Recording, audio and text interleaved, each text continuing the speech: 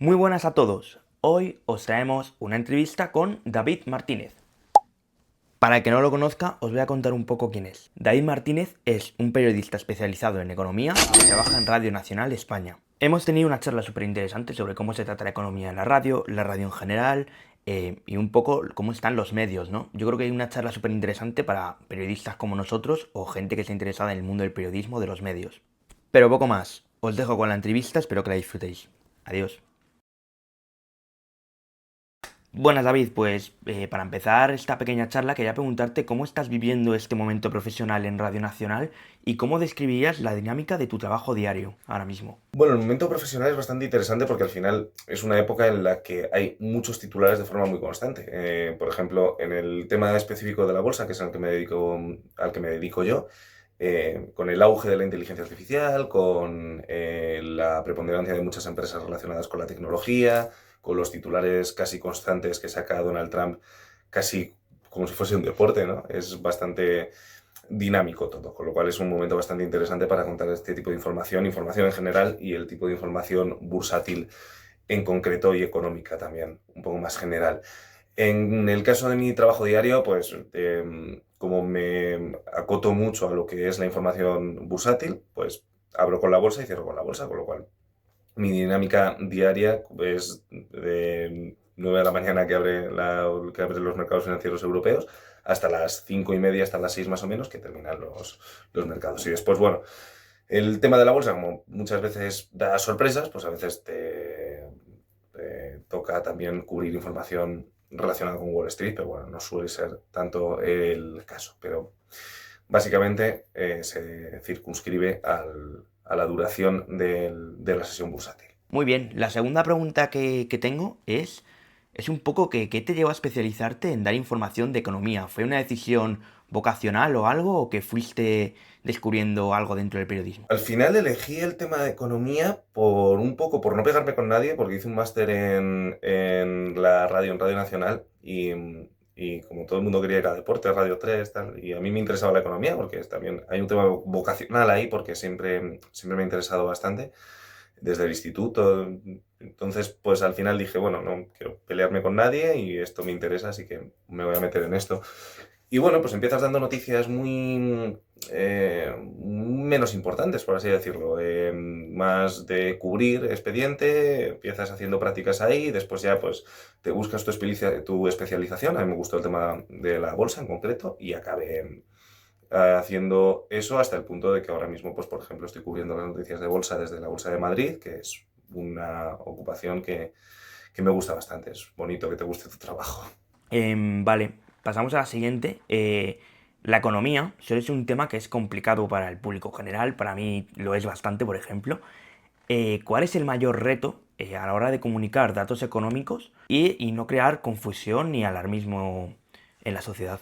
Con la información en general y con la información económica muy en particular hay que tener mucho cuidado con cómo se dicen las cosas, porque es una información que es muy susceptible a que sirva para manipular. Entonces, que te digan, este país ha crecido mucho, este país ha crecido muy poco, claro, pero siempre tienes que decir comparado con qué, comparado con quién, saber exactamente pues, a qué se está refiriendo, qué es el PIB, qué es el IPC. Son informaciones que sí que es importante conocer. Entonces, a la hora de comunicarlas en radio, tienes que asumir que mucha gente no sabe lo que son. Entonces, tienes que intentar explicarlo de la forma más, más fácil posible. Siempre pienso en si tu padre o tu madre no lo ha entendido, es posible que no lo estés haciendo bien. Tienes que explicarlo para que mi madre, mi abuela o gente que no tiene información, o vamos, que no tiene conocimientos de economía, puedan entenderlo sin gran dificultad. Entonces, en ese sentido, sí es importante cuidar mucho el vocabulario, decir, pues no llamar desplome bursátil a una cosa que, por ejemplo, no ha caído tanto, o siempre tener mucho cuidado con los términos que se utilizan y sobre cómo los estás utilizando y para no crear falsas percepciones por parte de la gente o confusiones entre el oyente. Vale, pasamos a la siguiente. A la hora de trabajar las informaciones, ¿cómo se contrasta la información antes de emitir la antena y evitar errores? Para contrastar la información, lo ideal siempre es ir a la fuente inicial de donde ha salido esa información. Si, por ejemplo, es el dato de empleo de Estados Unidos, pues vas a la página web del Departamento de Trabajo de Estados Unidos y compruebas que el dato está bien, incluso si lo has visto antes en otro medio o en otra agencia de comunicación, aunque sean medios estadounidenses o agencias reputadas como Bloomberg o Reuters. Lo ideal es ir a la fuente original y comprobar que el dato está bien. Después, por ejemplo, en el tema económico, muchas veces se publican porcentajes que calculan los propios medios. Y ves, por ejemplo, en un análisis que ha hecho Bloomberg o que ha hecho Reuters, dices, el porcentaje de parados ha aumentado un 10% el comercio exterior. Dices, el comercio exterior de China con respecto a Estados Unidos ha caído un 17% con respecto al año anterior. Pues idealmente tú irás a los datos de comercio exterior de China, mirarás cuánto se exportó, cuántos millones de yuanes o de dólares, si lo tienes traducido, se exportaron a Estados Unidos en el mismo mes, en 2024 y en 2025. Harás tú la cuenta y dirás, vale, pues efectivamente es esta cantidad que está dando Reuters. Entonces, idealmente se va al medio, a la primera fuente que publica la información, en el caso de que sean informaciones oficiales publicadas por organismos gubernamentales, y lo publicas. Y si no, pues fuentes personales.